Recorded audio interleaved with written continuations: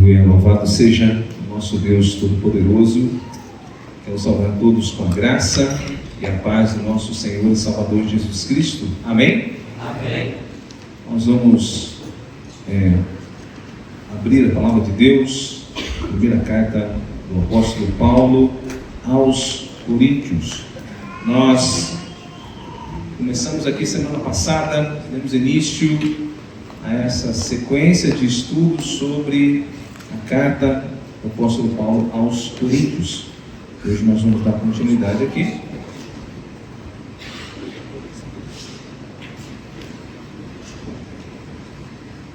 Todos acharam?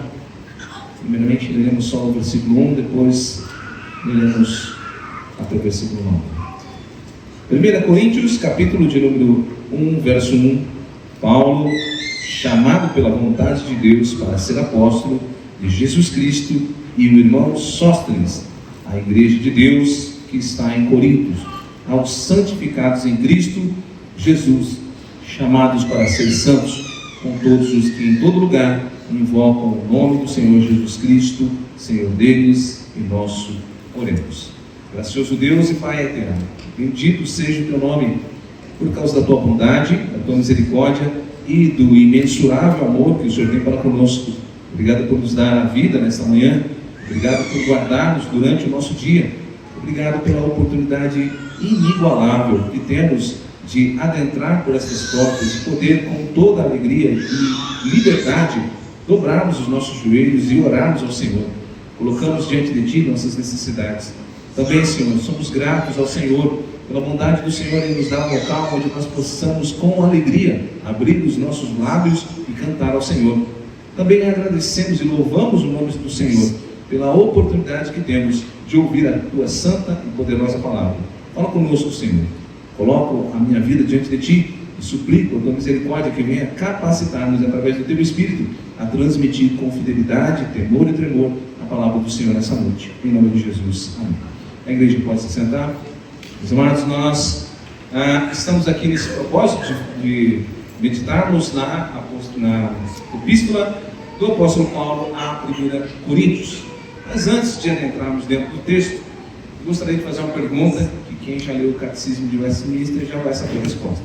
Você sabe qual é o propósito da nossa vida aqui, o propósito último do homem, enquanto nós vivemos nessa terra? Glorificar a Deus. Os pastores ali não contam, né? Eles são universitários. Glorificar a Deus, né? E desfrutar da sua presença. Meus amados, a maioria dos problemas que nós enfrentamos na nossa vida é quando nós perdemos de vista esse propósito máximo da nossa existência. Veja, conflitos, guerras, intrigas, quase todos os tipos de males têm a sua raiz no esquecimento desse propósito tão importante, que é de glorificarmos a Deus com a nossa vida e desfrutarmos, gozarmos da sua presença. Quando nós olhamos aqui para os cristãos da igreja de Corinto, nós percebemos que o comportamento dentro da igreja, como nós já falamos na aula anterior, nós ficamos espantados, né? Nós ficamos horrorizados de olhar quantos erros, quantas falhas, quantos pecados, quantos problemas existiam nessa igreja de Corinto. Alguns podem até chegar a pensar que aqueles homens e mulheres ali realmente não eram convertidos. Misericórdia, como é que podem errar tanto? Como é que podem ser tão pecadores e dizer que é a igreja de Cristo? Havia tantos problemas, tantos pecados dentro da igreja, que inquestionavelmente um dos maiores, e talvez a raiz de muitos outros, é justamente o fato deles esquecerem do porquê Deus os resgatou, porque Deus salvou a vida deles, porque eles estavam ali naquele local, né? Qual era o propósito máximo da vida deles aqui nessa terra. Não somente os crentes de Corinto, mas nós também. Nós esquecemos do porquê Deus nos salvou, porque Deus ainda permite que nós, como igreja, estejamos aqui nessa terra. Bom, não estavam ali vivendo para glorificar a Deus. Essa era a resposta que nós podemos ter ali. Muitos dos problemas que tinham naquela igreja é justamente por isso, porque eles não estavam vivendo para glorificar a Deus, e o seu prazer, o prazer daqueles que estavam naquela igreja, não estava exclusivamente em Deus. Antes de começarmos o sermão, eu gostaria de refletir com os irmãos o seguinte: será que a igreja que nós vivemos hoje, nos nossos dias, é tão diferente da igreja de Corinto do primeiro século? Será que quando nós olhamos para a igreja espalhada pela terra, quando nós olhamos para as igrejas que existem na nossa época, será que elas são tão diferentes da igreja de Corinto no primeiro século, dessa igreja que nós estamos avaliando aqui na carta do apóstolo Paulo? Será que nós podemos dizer que as igrejas no nosso país, na nossa cidade, são melhores do que a igreja de Corinto? Pense um pouco. E aí eu vou um pouquinho mais além. E quanto a nós? Será que nós temos algo desta igreja dentro de nós? Será que somos tão diferentes? Será que temos algo de semelhança a essa igreja de Corinto? No que nós somos diferentes? Você pode olhar para a igreja de Corinto e dizer: olha, pastor, eu sou diferente nesses quesitos. E será que você pode olhar para a igreja de Corinto e ver no que você é similar à igreja de Corinto? E principalmente, o que nós podemos aprender a olhar para essa igreja de Corinto? Na semana passada, nós demos início a essa jornada para estudarmos a primeira carta do apóstolo Paulo aos Coríntios. Nós fizemos ali um panorama, pastor Ricardo. Nós falamos nós, O pastor Ricardo aqui expôs as questões principais ali que envolviam a cidade de Corinto, que envolvia a cultura de Corinto, a idolatria de Corinto, os pecados que existiam naquela cidade, os problemas que existiam ali também dentro da própria igreja, e os principais motivos que impulsionaram o apóstolo Paulo a escrever esta carta. Nós vimos lá, que houve uma pessoa, um X9 que detonou, mas nós precisamos aprender isso. Quando você sabe de um problema e conta para quem resolve, para a liderança, para o pastor, isso não é fofoca, isso é ser responsável com a igreja que você serve. Amém, irmãos? Nós podemos aprender isso. A irmã Febe, ela não foi uma fofoqueira, ela foi alguém que realmente entendeu o que é ser igreja, se importou com o reino de Deus e fez o que a Bíblia manda, que ensina as Escrituras, levar aos pastores, para que os pastores possam zelar pelo bem da igreja. E graças a Deus que ela fez isso, porque nós temos agora a carta aqui de 1 Coríntios em nossas mãos. Hoje nós veremos aqui a saudação que o apóstolo Paulo vai fazer a esta carta, e o que ele desejava instruir na própria saudação e também ali na sua ação de graça que ele vai fazer dos versículos 1 a 9. Então voltemos lá para o texto de 1 Coríntios, capítulo de número 1, e leremos agora do verso 1 até o 9. 1 Coríntios, capítulo de número 1, dos versos de número 1 a 9. Diz assim a palavra de Deus: Paulo, chamado pela vontade de Deus para ser apóstolo de Jesus Cristo, e o irmão Sóstenes, a igreja de Deus que está em Corinto, aos santificados em Cristo Jesus, chamados para ser santos, com todos os que em todo lugar invocam o nome do nosso Senhor Jesus Cristo, Senhor deles e nosso. Graça a vós outros e paz da parte de Deus, nosso Pai, e do Senhor Jesus Cristo.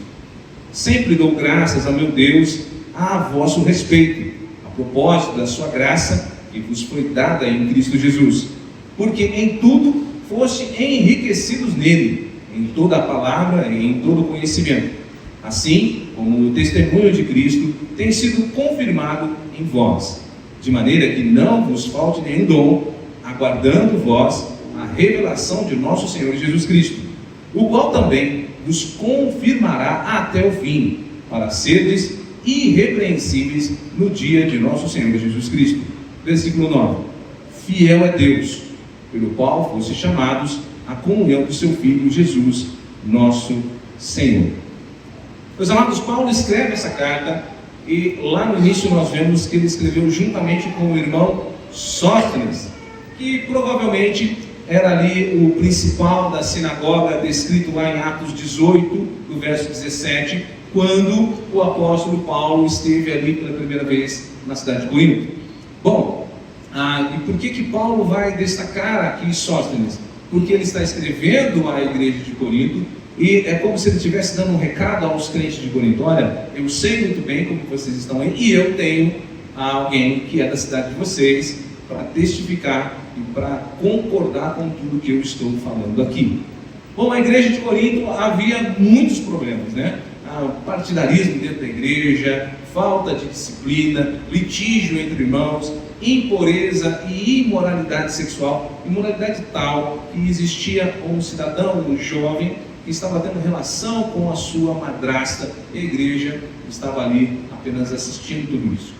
Comportamentos indecorosos da parte de algumas mulheres, falta de respeito com a ceia do Senhor, e a lista vai. A ponto de William Hendricks dizer o seguinte, comentarista, ele vai falar que dentre todas as cartas do apóstolo Paulo, não há nenhuma que cubra uma ampla variedade de assuntos e problemas quanto à carta de Corinto. Você pode pegar ali todas as cartas, você não vai encontrar uma carta que fale, que relate de tantos problemas, de tantas dificuldades, de tantos erros, como a carta do apóstolo Paulo a 1 Coríntios. Muitos poderiam imaginar, pastor, então de fato eles não são convertidos, é muito problema, muito erro, eles realmente dizem que são crentes, mas não são, porque não é possível uma igreja conter tantos pecados e ainda assim ser de Deus. Mas vejamos o que o apóstolo Paulo vai escrever a eles. Paulo começa aqui, como muitas das suas cartas, ali no princípio, no versículo 1 em diante, apresentando-se como o autor da carta. Isso é comum do apóstolo Paulo, sempre no início de suas cartas, ele vai se apresentar como apóstolo, ele vai se apresentar como autor da carta. Mas aqui em Corinto, nessa carta aos Coríntios, ele vai destacar algo importante a respeito da sua identificação. Ele vai dizer que ele é apóstolo chamado por Deus. Tanto na primeira quanto na segunda carta, Paulo vai destacar isso, que ele é um apóstolo chamado pela vontade de Deus. E por que Paulo se apresenta dessa forma? Porque ali em Corinto, alguns questionavam muito a autoridade do apóstolo Paulo como apóstolo. Então ele inicia esta carta dizendo que ele foi chamado, e aqui esse termo chamado no grego, não é aquele chamado para ir para um culto, ir para um passeio, aqui é um chamado especial, é um chamado como uma convocação solene, uma convocação divina. Então Paulo está destacando aqui, olha, eu não sou apóstolo por mim mesmo, eu não sou apóstolo porque apenas eu desejo isso, mas eu sou apóstolo chamado, comissionado, convocado divinamente por Deus. Em outras palavras, é como se Paulo estivesse dizendo, alguns podem até questionar e não reconhecer que eu sou apóstolo, mas isso não importa muito, porque na realidade eu sou um apóstolo não por causa de uma escolha popular. Não foi vocês que elegeram a mim como um apóstolo. Eu não sou apóstolo porque foi nomeado por outros apóstolos também. Ele vai dizer, eu não sou apóstolo porque acharam-me bonito ou quiseram me colocar como apóstolo. Mas eu sou apóstolo de Jesus Cristo, chamado e separado pela vontade de Deus e não pela vontade de homem algum. É o que ele vai dizer também lá em Gálatas, uma outra igreja problemática. Gálatas, ele vai dizer lá, você pode anotar e depois conferir, Gálatas capítulo 1, versículo 1, Paulo vai dizer a mesma coisa. Ele inicia a carta de Gálatas dizendo assim, Paulo, apóstolo, não da parte de homens, nem por intermédio de homem algum, mas por Jesus Cristo e por Deus Pai, que o ressuscitou dentre os mortos. Então, primeiramente, Paulo está ali estabelecendo a sua autoridade apostólica, mas ele também vai indicar que não somente ele foi chamado, mas também os cristãos ali da igreja de Corinto também foram chamados pelo próprio Deus. a Paulo para ser apóstolo e os cristãos para serem santos. Olha o versículo 2, ele vai dizer: chamados, vamos ler inteiro, né? A igreja de Deus que está em Corinto, aos santificados em Cristo Jesus, chamados para ser santos, como todos os que em todo lugar invocam o nome do Senhor Jesus Cristo, Senhor deles e nosso. Paulo os lembra que eles também foram, antes de tudo, santificados. O que significa isso? Santificados é separados por Deus em Cristo Jesus. Paulo começa dizendo: olha, vocês foram separados por Deus em Cristo. Agora vocês não pertencem mais à cidade de Corinto. Agora vocês não pertencem mais às divindades pagãs de Corinto. Vocês agora pertencem a Deus, porque Deus separou vocês. Deus chamou vocês em Cristo para fora desse mundo pecaminoso. E Paulo vai dizer: vocês foram separados, chamados por Deus para sair deste mundo para uma finalidade. Para qual finalidade? Para serem santos, para viverem uma vida de santidade. Não somente ele, meus amados, nós precisamos entender, mas todos aqueles que pertencem a Deus, todos aqueles que um dia foram chamados por Deus do mundo, resgatados do mundo, resgatados do pecado, salvos em Cristo, foram separados por uma finalidade, para vivermos uma vida de santidade. Você não foi chamado por Deus, resgatado pelo Senhor, para viver a vida como você quer, da maneira que você quer, mas para viver uma vida de santidade. Esse é o chamado de Deus para todo cristão, viver uma vida de santidade. Veja, o apóstolo Paulo destaca algo maravilhoso: eles são separados por Deus para serem santos. E a pergunta: onde eles deveriam ser santos? Onde eles deveriam viver uma vida de santidade? Em Corinto. Deus os chama, Deus os resgata, salva a vida deles para que eles sejam santos ali na cidade de Corinto. Olha o versículo 2, ele vai dizer assim: a igreja de Deus que está em Corinto. A cidade era repleta de maldade, era repleta de pecado, cheia de impureza, de idolatria, mas havia uma igreja de Deus ali. E isso é maravilhoso, meus amados, porque Deus nos resgata para tirarmos do mundo, mas não para sairmos desse mundo, mas para sermos luz onde Deus nos coloca. Olha a cidade de Corinto como era: terrível, cheia de idolatria. Como nós falamos na aula passada, é como se fosse uma super capital, uma cidade portuária, cheia de pecado, dos mais diversos que você possa imaginar, repleto de idolatria. Deus salva o povo e coloca eles ali, para quê? Para serem santos, santos de Deus. Meus amados, não há lugar nesse mundo que seja tão imoral, tão cheio de pecado, tão cheio de impureza, tão cheio de coisas erradas, que não possa Deus manifestar a sua graça, que possa impedir de que Deus coloque ali uma igreja do Senhor, de um Deus vivo. Nós precisamos entender isso. E nós experimentamos isso. Nós, como igreja, hoje experimentamos isso. Meus amados, recentemente eu fui para o Rio de Janeiro, os irmãos vão para o Rio de Janeiro. Nós temos ali no meio, no morro, no meio da cidade do Rio de Janeiro, aonde impera o tráfico, a violência, o pecado. Se os irmãos ainda não foram, eu faço convite, vamos lá. É terrível. Irmãos, é música satânica de um lado, música endemoniada do outro, é um tráfico, é uma arma, é droga, em tudo quanto é lugar. Mas há uma igreja do Deus vivo ali. Deus colocou ali aqueles que Ele resgatou, Deus colocou aqueles que Ele santificou, para estarem ali naquele lugar, para serem luz. Porque não há lugar que seja tão terrível, tão escuro, que a luz da graça do Senhor não possa habitar. E Deus levou aqueles homens ali. E estão lá, meus amados, pregando o Evangelho, falando do amor de Cristo.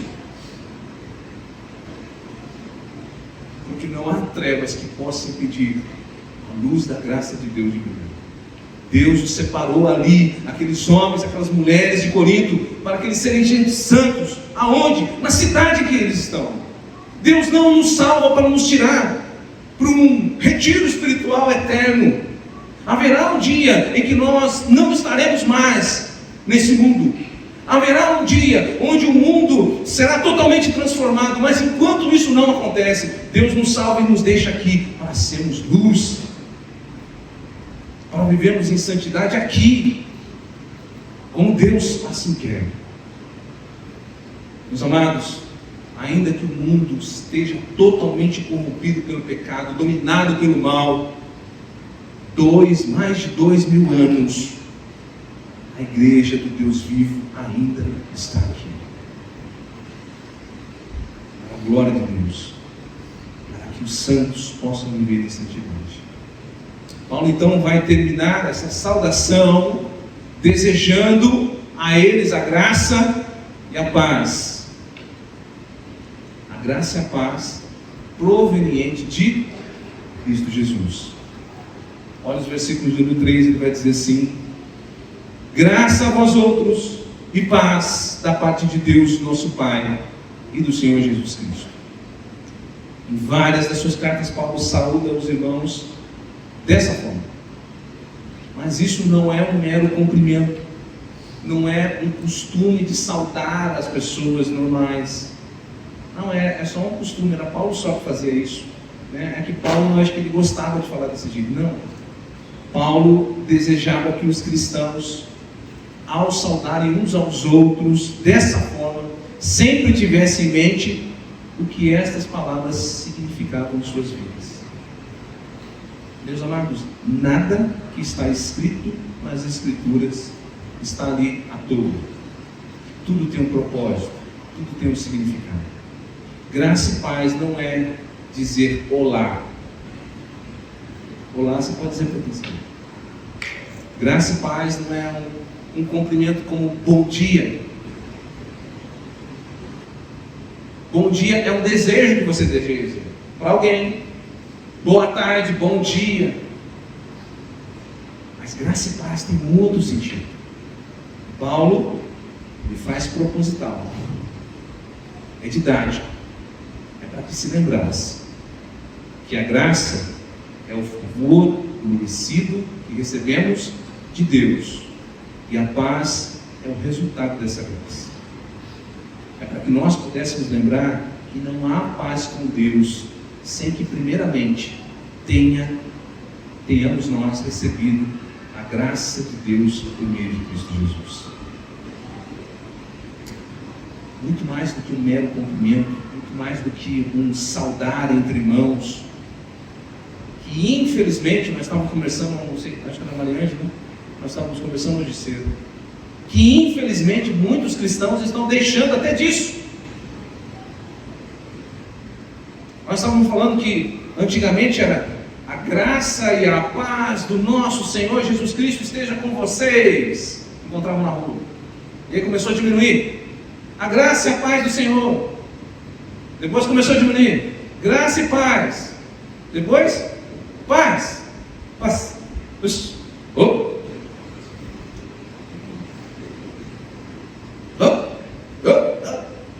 Por que, irmão? Será que nós não percebemos que não é um cumprimento, mas é um lembrete para nós nunca esquecermos que fomos alvos da graça de Deus, e por causa dessa graça que veio sobre nós, nós temos paz com Deus. Todas as vezes que você cumprimentar um irmão, lembre disso. A graça de Deus te alcance,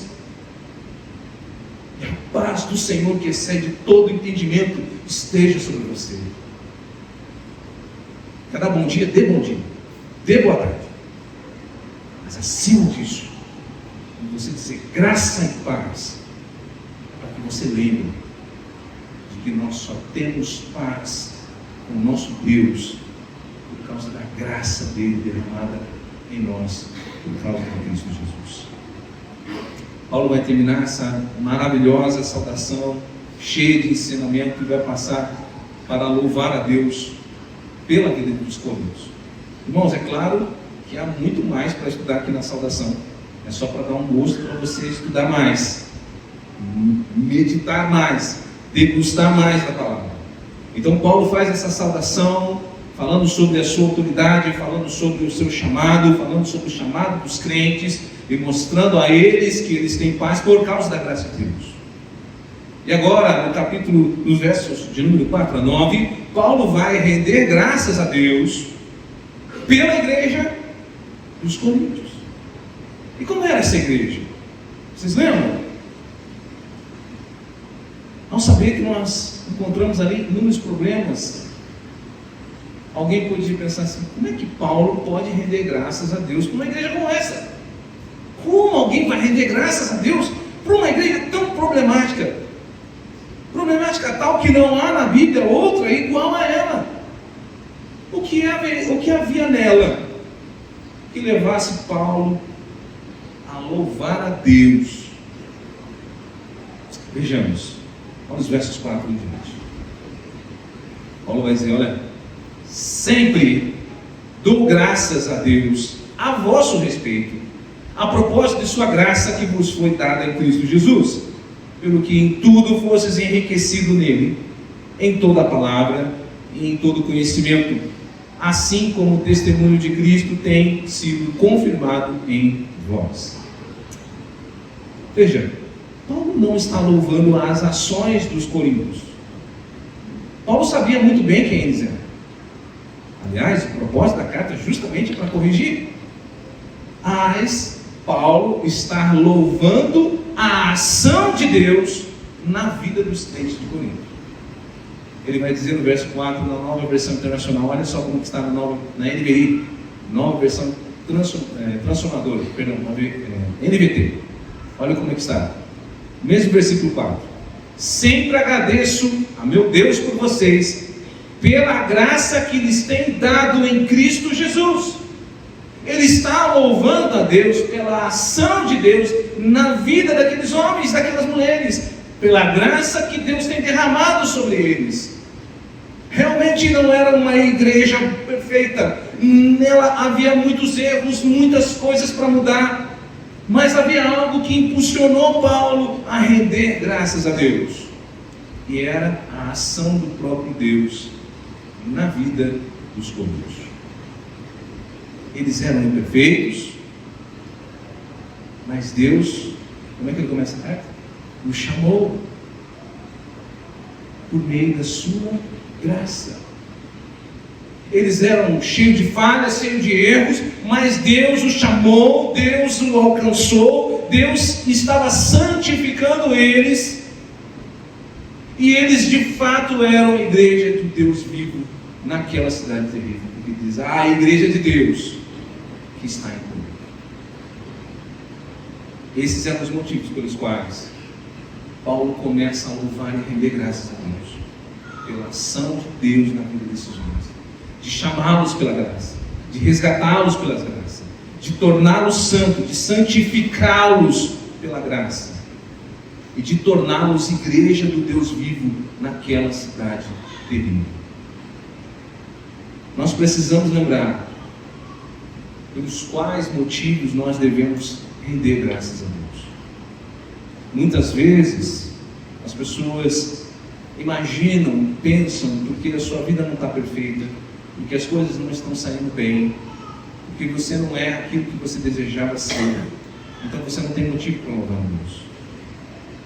Nós não louvamos a Deus apenas quando as coisas estão boas.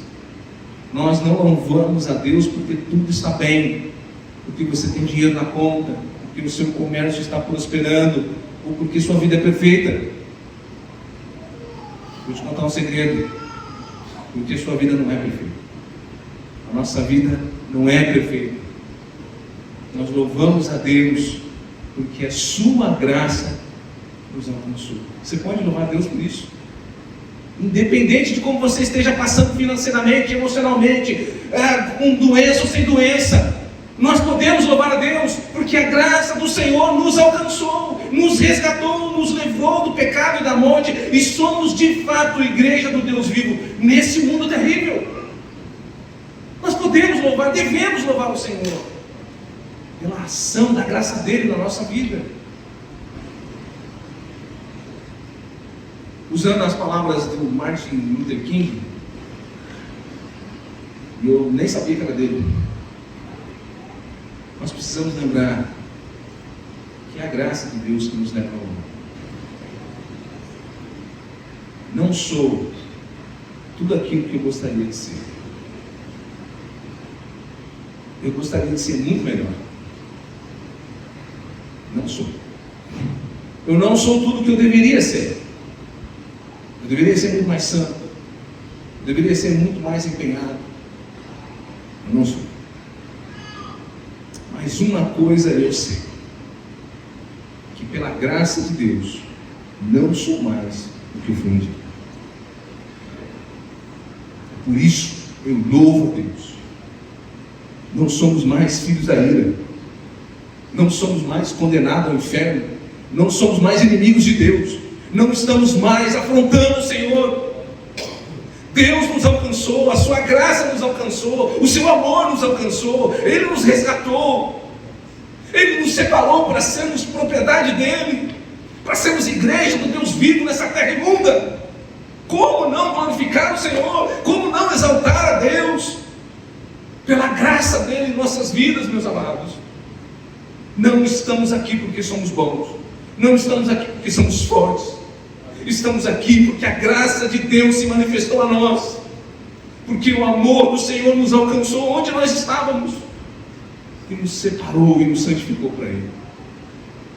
Louve a Deus, engrandeça ao Senhor pela bondade dEle na nossa vida. Não espere ser perfeito. Louve a Deus por aquilo que Ele já fez na sua vida. Um dia seremos perfeitos. Um dia não estaremos mais nesse corpo limitado. Um dia estaremos num corpo transformado, glorificado, na presença do Deus perfeito. Mas até esse dia chegar, sejamos gratos e glorificamos por aquilo que Deus já fez, pela graça que Ele já manifestou a nós. Amém? Paulo rende graças a Deus porque ele está vendo na igreja de Corinto. Eles não são perfeitos mesmo, eles estão cheios de erro, mas ele sabe que Deus salvou aquele povo, que Deus está transformando pela graça a cada dia. Paulo rende graças a Deus pela salvação, pela ação de Deus nas suas vidas e também pela capacitação por essa mesma graça. No versículo 5, Paulo vai dizer: porque em tudo foste enriquecido nele, em toda palavra, em todo conhecimento, assim como o testemunho de Cristo tem sido confirmado em vós, de maneira que não vos falta nenhum dom, aguardando-vos a revelação de nosso Senhor Jesus Cristo. Veja, apesar de todos os problemas que mais à frente Paulo vai tratar, Paulo conseguia ver a graça de Deus na vida daqueles cristãos. Ele conseguia ver a graça de Deus capacitando a sua vida a proclamar a Cristo, a dar conhecimento sobre as Escrituras àqueles cristãos, conhecimento verdadeiro das Escrituras. Conseguia ver a graça de Deus dando dons. Eles tinham dons, embora tinham problemas com dons, mas eles tinham dons. Precisavam de conselho, mas tinham. Era a graça de Deus capacitando. Eles estão capacitando-os a aguardar até a volta de Cristo. Paulo glorificava a Deus porque o Espírito Santo de Deus movia e impulsionava aqueles homens falhos, cheios de pecado, a ansiar, a desejar ansiosamente, sabe o que? A volta gloriosa de Cristo. Olha o versículo de número 5, irmãos. Versículo de número 7: de maneira que não vos falte nenhum dom, aguardando vós a revelação do nosso Senhor Jesus Cristo. Esse aguardando aqui, essa palavra aguardando, é aguardar algo com ansiedade, com um desejo imensurável. Eles realmente tinham problemas, mas Deus lhe deu a graça Isso significa que, isso não significa que os dons ali, as graças que Deus deu, isentava ele dos erros, que Paulo vai ser usado por Deus justamente para corrigi-los. Mas isso era um sinal de que eles realmente eram a igreja de Deus naquela cidade. Irmãos, será que nos nossos dias muitas igrejas podem dizer o mesmo? Nós podemos dizer o mesmo nessas igrejas? Muitas igrejas vão advogar para si que não são iguais à igreja de Corinto. Nós não somos iguais à igreja de Corinto. Nós não estamos tão erradas, nós não erramos tanto, nós não pecamos tanto quanto esta igreja. Mas uma pergunta que precisa ser feita, precisa ser refletida: se não são iguais nos pecados e nos erros da igreja de Corinto, será que essas igrejas são iguais no pregar a Cristo? Eles eram falhos, eles eram, mas tinham anseio de pregar a Cristo. Será que essas igrejas que dizem que são tão diferentes da igreja de Corinto hoje, são iguais à igreja de Corinto no conhecimento das Escrituras, no testemunhar de Cristo? Será que essas igrejas anseiam, desejam, aguardam ansiosamente a volta de Cristo? Ou estão vivendo apenas para satisfazer os seus anseios pessoais? Advogam que não são como a igreja de Cristo. Eu vou dizer, realmente não são. Porque Deus não chama os perfeitos. Deus não escolhe os perfeitos. Porque os perfeitos não precisam de Deus. Mas Deus escolhe os pecadores, os falhos, os limitados, para que a glória seja dele, para que o nome a ser glorificado não seja nosso ou de algum homem, mas de Deus, que chama, separa, santifica, capacita o crente a cada dia, até o dia do seu retorno.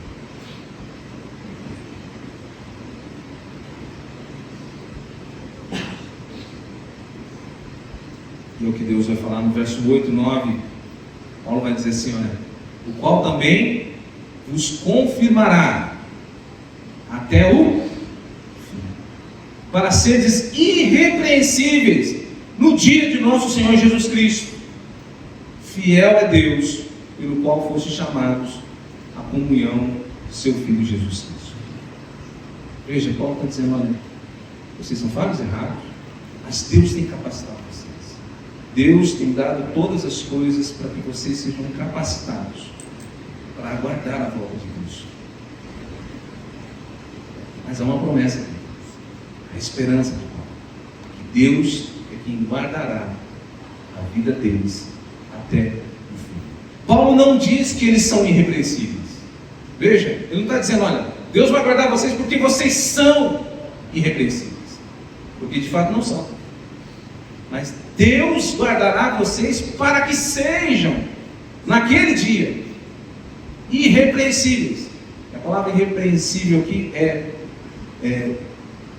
inculpáveis, sem culpa, naquele dia do Senhor. Paulo não está dizendo que eles eram irrepreensíveis, mas que Deus os tornará naquele dia sem culpa. É o que ele está dizendo. O Senhor os guardará, os sustentará e apresentará a eles sem culpa no dia do juízo, onde ninguém poderá lançar acusação contra os eleitos de Deus. Era essa a esperança de Paulo. Vocês são assim, mas a minha esperança está em Deus, que nos guardará, que nos transformará, a ponto de naquele dia vocês serem apresentados como sem culpa, onde ninguém vai poder lançar acusação. O mesmo versículo, na Nova Versão Transformadora, está assim: Ele, Deus, os manterá firme até o fim, para que sejam livres de toda a culpa no dia de nosso Senhor Jesus Cristo. É o que o próprio Paulo vai dizer lá em Romanos, capítulo de número 8. Verso número 1. Paulo vai dizer: agora, pois, já nenhuma condenação há para os que estão em Cristo Jesus. Quem está em Cristo Jesus aqui? Diga amém. Amém. Vocês já são perfeitos? Não erram mais? Sim? Não? Mas não há condenação sobre vocês que estão em Cristo Jesus. Deus há de nos aperfeiçoar dia a dia, até chegarmos àquele dia glorioso, onde estaremos diante do nosso Deus, inculpáveis, não por nosso mérito, mas pelo mérito de Cristo, pela graça de Deus.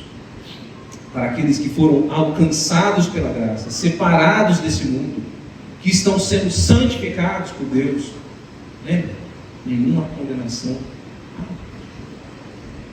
Paulo vai dizer isso lá em Colossenses. Anotem, capítulo 1, verso 21 e 22. Colossenses 1, 21 e 22, Paulo diz assim: a vós outros também que outrora eram estranhos e inimigos no entendimento, pelas vossas obras malignas. Agora, porém, vos reconciliou no corpo da sua carne, mediante a sua morte, para apresentar-vos perante Ele santos, inculpáveis e irrepreensíveis.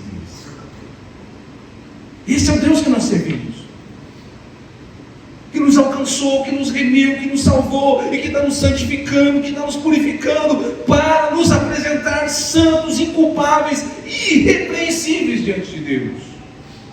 Nós não temos a capacidade de fazer isso por nós mesmos, pelo nosso mérito. É necessário que a graça de Deus nos alcance, é necessário que Cristo age em nossa vida e que Deus, por meio da sua graça, esteja trabalhando em nós, corrigindo os nossos pecados, nossos erros, nossas falhas, santificando-nos, purificando-nos, para aquele dia glorioso estarmos diante desse Deus Todo-Poderoso.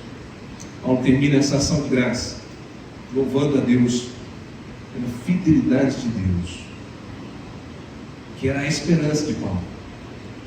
Talvez nós mesmos olhamos e falamos: Paulo, tudo bem que você pensa, né? Mas será que essa igreja vai chegar no fim mesmo? Será que essa igreja vai chegar irrepreensível diante de Deus? E Paulo diz assim, olha, no versículo de número 9, como é que começa? Fiel é? Fiel é? Não é Coríntios não. Fiel é? Deus! Deus é fiel. Esta era a esperança e a confiança que o apóstolo Paulo tinha em Deus. Fiel é Deus. Aqueles crentes de Corinto não eram fiéis. Nós não somos fiéis. Mas fiel é Deus. Não chegaremos até o final. Não ficaremos firmes porque somos capazes. Não nos manteremos firmes e inculpáveis por nós mesmos, mas por aquele que nos chamou para a comunhão do seu Filho. Ele é fiel para nos aperfeiçoar até aquele grande dia onde nós estaremos com Ele para sempre. Porque fiel é Deus para fazer. Não desanimemos. Ainda somos imperfeitos. Ainda somos falhos. Erramos ainda. Mas eu continuo acreditando nas Escrituras. Eu continuo acreditando no que o apóstolo Paulo disse aqui.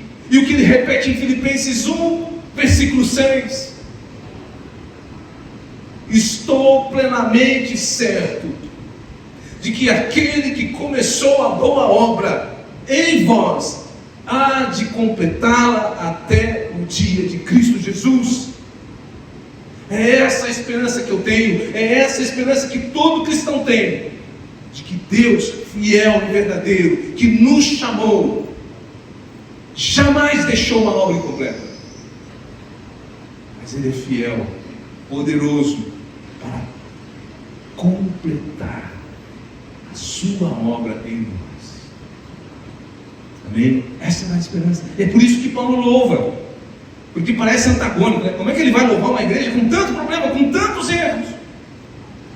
Porque ele não olha para as ações dos crentes de Corinto, mas para a ação da graça de Deus na vida dos crentes de Corinto. Paulo está ciente de onde a igreja está, de como eles eram. Ele está ciente dos pecados, das falhas. Mas ele começa a carta mostrando a graça de Deus, mostrando como Deus chamou, separou eles do mundo para serem igreja do Deus vivo numa cidade terrível. Paulo começa a render graças a Deus, não pelas obras erradas e falhas dos coríntios, mas pela ação de Deus em suas vidas, por sua graça derramada em sua igreja, por capacitá-los e os sustentá-los até o final. Paulo rende graças a Deus pela fidelidade de Deus, que é a firme esperança de Paulo. Quero terminar parafraseando Efésios, capítulo de número 5, você pode anotar aí, os versículos 25 e 27. Não está assim no texto, não. Estou parafraseando.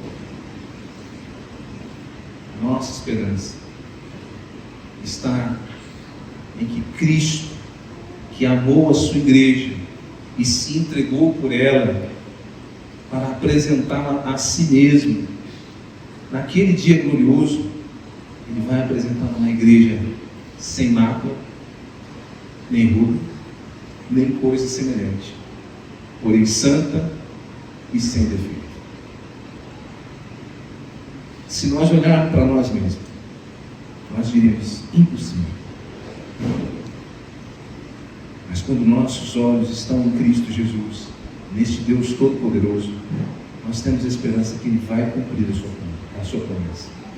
Temos essa promessa de que Ele vai fazer não porque somos fiéis, não porque nós permanecemos firmes por nossa força, mas porque fiel é Deus para cumprir as suas promessas. Amados, nós fizemos algumas aplicações durante a mensagem, e eu quero não trazer aplicações, mas algo para nós refletirmos no final dessa mensagem. Se nós somos a igreja do Deus vivo nesse mundo terrível, a pergunta que nós devemos sempre ter em mente é: estamos influenciando onde nós estamos vivendo? Na cidade onde nós estamos influenciando? Onde você trabalha, onde você estuda, na roda dos seus amigos, você está influenciando ou está sendo influenciado por eles? Não há desculpa, meus amados. Ah, pastor, mas é muitos ímpios, há muita maldade, há muita perversidade. Mas há um Deus santo, poderoso, que nos chama, que nos separa, que nos santifica, que nos capacita a ser luz no meio das trevas. As nossas ações estão mais parecidas com aqueles que foram separados por Deus para viver uma vida santa? Se nós nos consideramos diferentes dos crentes ali da igreja de Corinto, não, pastor, eu não sou assim, eu não peco, eu não erro.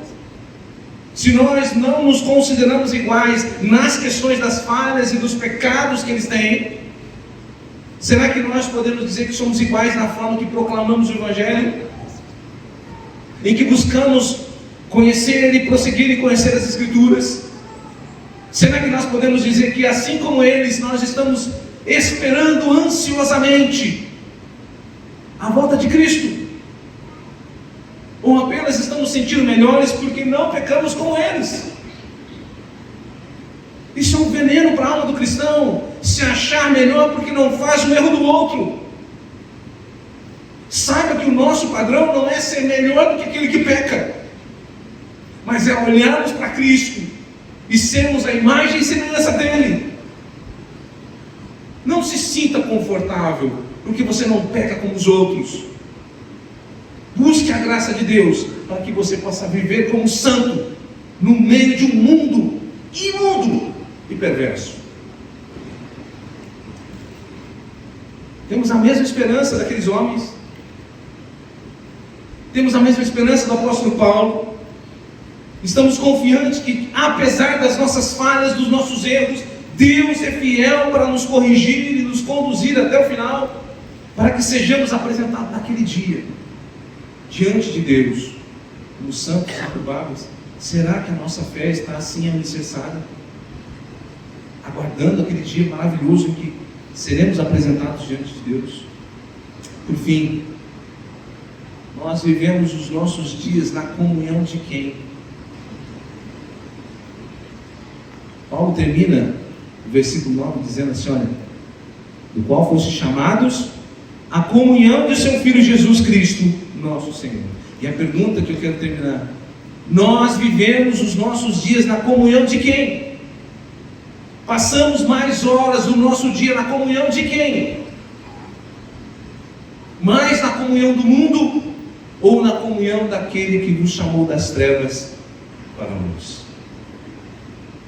Nós possamos viver nesse presente século ciente que ainda somos falhos, que carecemos da graça de Deus, mas que pela graça de Deus nós somos santificados e aperfeiçoados a cada dia para sermos a igreja do Deus vivo nesse mundo terrível. Amém? Toda a igreja escutando.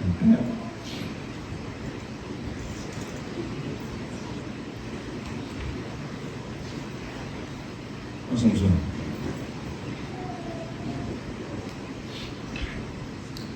Amado, hoje é uma noite para nos colocarmos diante de Deus e reconhecermos nossas falhas, nossos erros.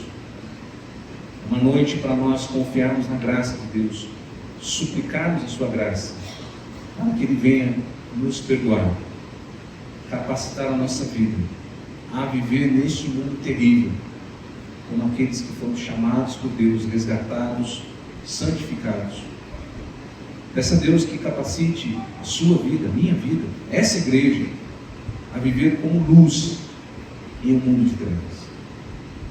Peça a Deus que capacite você a viver verdadeiramente ansiando, desejando ardentemente sair deste mundo, estar eternamente na presença de Deus. Peça a Deus que mova o seu coração a desejar a volta de Cristo mais do que todas as coisas. Peça a Deus que, enquanto isso não aconteça, Ele use de sua vida, onde quer que você esteja, para ser luz, para ser a igreja do Deus vivo neste mundo terrível.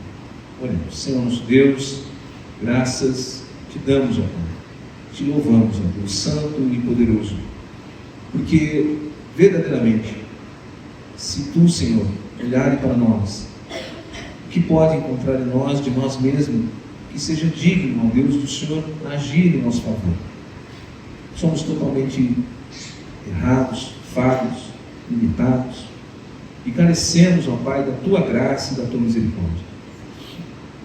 Muitas vezes, ó Deus, olhamos como para a igreja de Corinto e temos a sensação que somos melhores do que eles, de que não fazemos os erros que eles cometeram. Mas, Senhor, somos tão pecadores, tão falhos como eles. Carecemos da mesma graça, carecemos da mesma misericórdia, Senhor. Olha, Deus, nessa noite para a nossa vida, lembra que somos pó. Lembra, Senhor, que somos totalmente dependentes da Tua graça, Senhor, e nos capacita a vivermos uma vida separados para Ti, uma vida de santidade, uma vida que glorifique o Teu nome, uma vida, Senhor amado, que realmente no mundo em que nós vivemos sejamos como luz, refletindo, ó Deus, no nosso caráter, no nosso andar, no nosso falar, na nossa maneira de viver, que somos diferentes, que somos separados por Ti, que buscamos uma vida de santidade. Ajuda-nos, ó Deus santo e poderoso, capacitando-nos, ó Deus, porque o Senhor tem nos dado todas as coisas para que possamos servi-lo. O Senhor tem nos dado vida, o Senhor tem nos dado a graça, o Senhor tem nos dado a Tua palavra, o Senhor tem nos dado uma igreja saudável, o Senhor tem nos dado pregações e mensagens que falam ao nosso coração, o Senhor tem nos dado dons, o Senhor tem capacitado a nossa vida, Senhor. Mas acima de tudo, carecemos da Tua graça, para que possamos servi-lo da melhor forma, para que possamos, ó Deus, ansiar e aguardar firmemente a Tua volta, Senhor. Haja em nós com o Teu Espírito, haja em nós com a Tua misericórdia, Deus, para que o Teu nome seja glorificado, para que possamos, ó Pai, naquele dia glorioso, estar diante de Ti, não vestidos com a nossa justiça, mas vestidos, ó Deus, com a justiça do Teu Filho Jesus, lavado e remido pelo sangue do Cordeiro, sermos apresentados diante de Ti, Senhor, como uma igreja santa, pura, sem mácula, sem mancha, sem pecado, sem defeito, porque Cristo assim operou grandemente em nós, concluindo a Sua obra maravilhosa, nos apresentando a Ti como igreja resgatada do Deus vivo e todo-poderoso. Assim, Senhor, nós oramos e confiantes Te louvamos e Te agradecemos. Amém. Louvado seja Deus.